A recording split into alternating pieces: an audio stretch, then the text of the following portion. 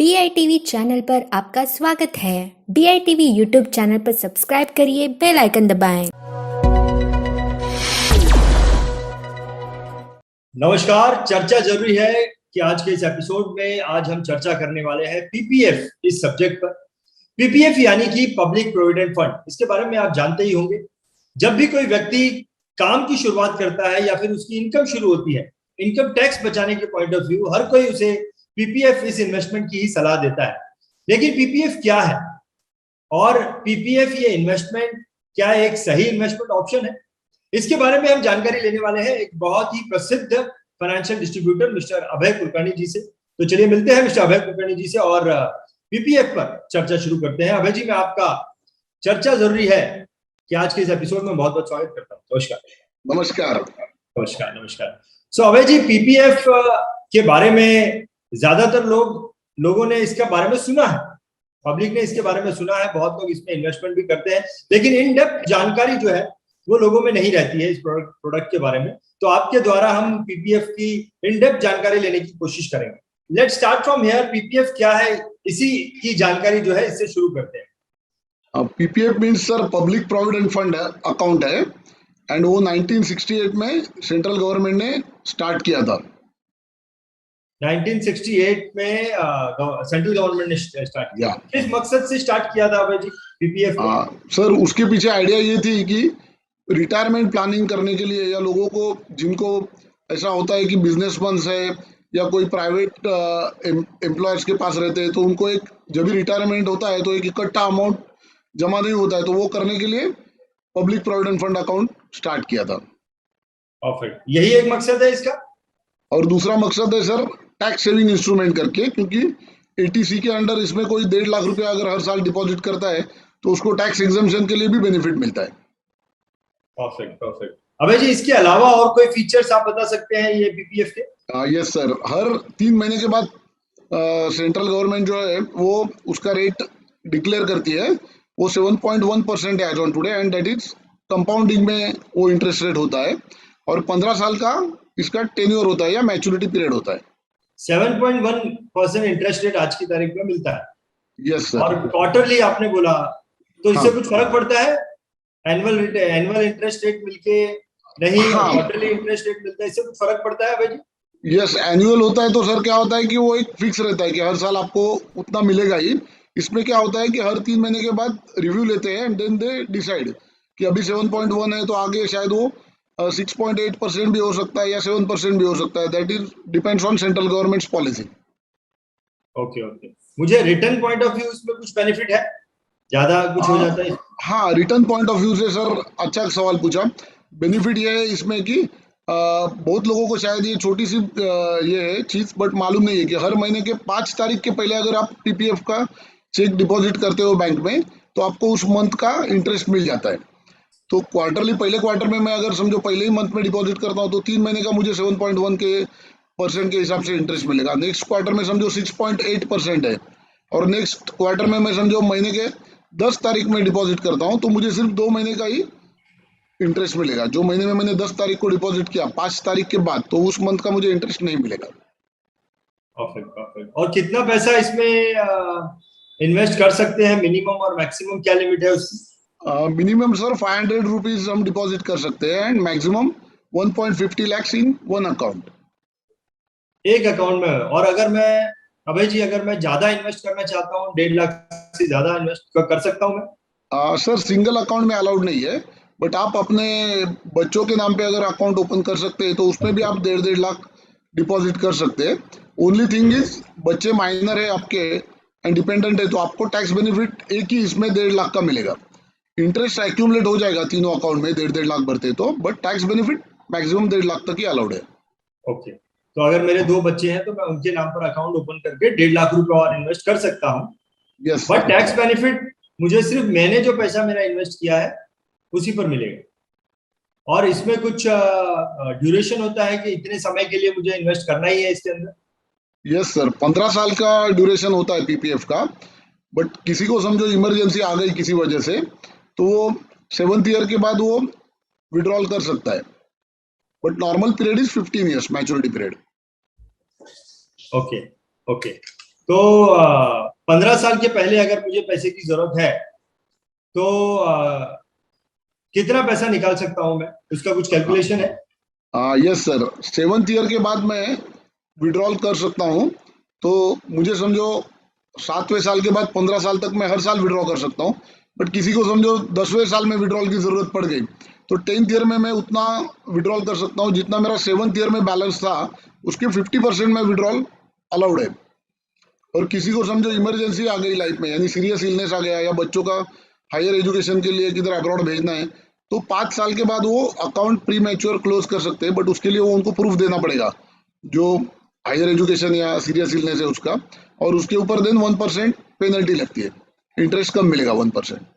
नहीं अभय जी, मान लीजिए मुझे 10वें साल पैसे की जरूरत है, मैंने 10 साल पैसे भरे, तो 10वें साल मुझे अगर पैसे की जरूरत है तो मेरा पैसा निकालने का क्या कैलकुलेशन है उसका?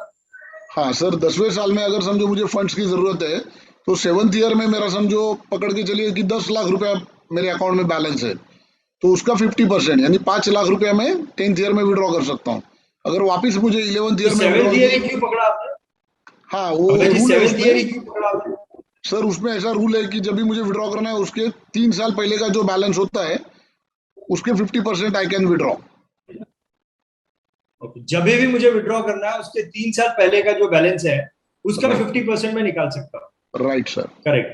लेकिन 7 साल के बाद ही ये फॉर्मूला चालू होता है? हाँ, 6 सात साल साल पूरे के होने बाद के ही बाद, पार्शियल विड्रॉल का? 6 साल पूरे होने के बाद 7वें साल सात से मैं साल विड्रॉ कर सकता हूँ।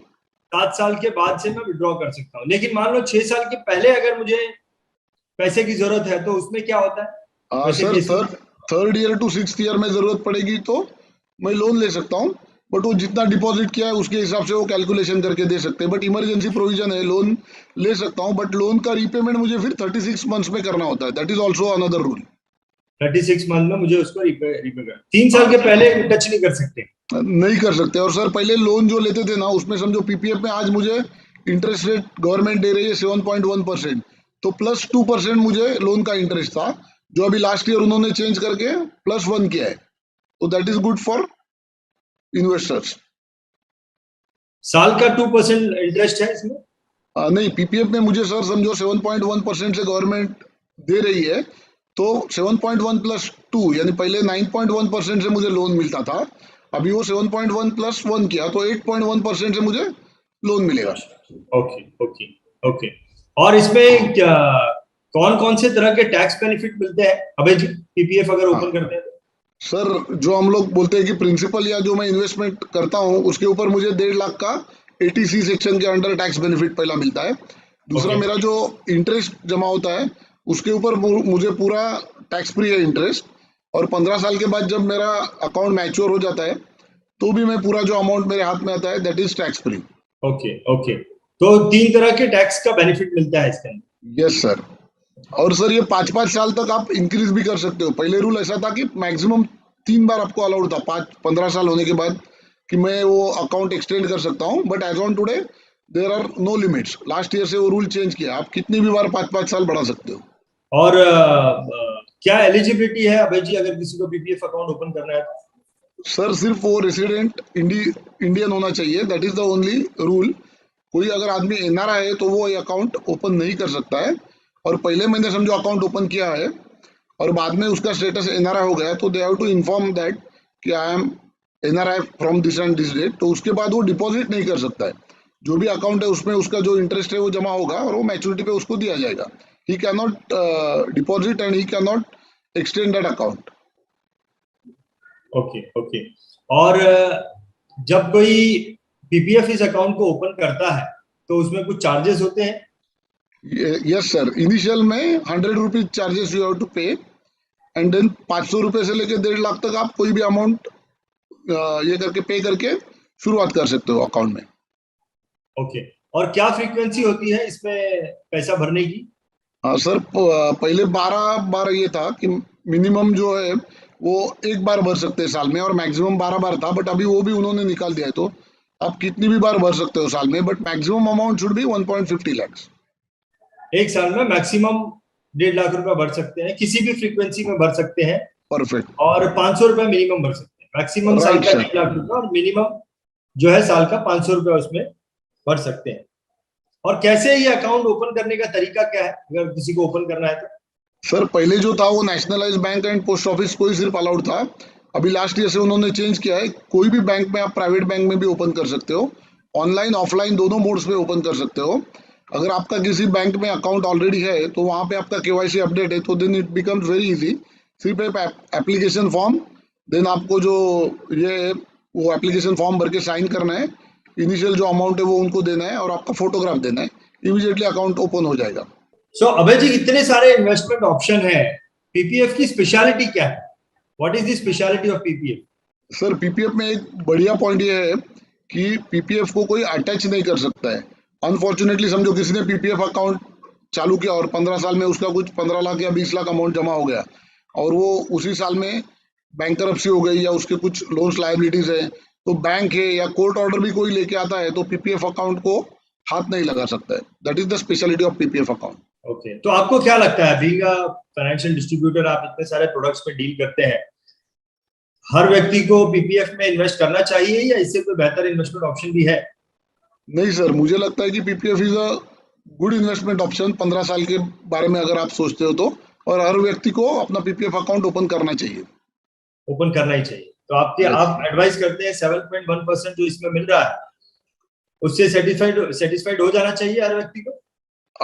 क्या होता है सर कि उससे ज्यादा भी हमको मिल सकता है, बट दो है इसमें कि ये रिस्क फ्री इन्वेस्टमेंट है और देन 7.1% वो कंपाउंडेड है तो 1% ज्यादा हो जाता है। सिंपल और कंपाउंडेड इंटरेस्ट में थोड़ा फर्क होता है।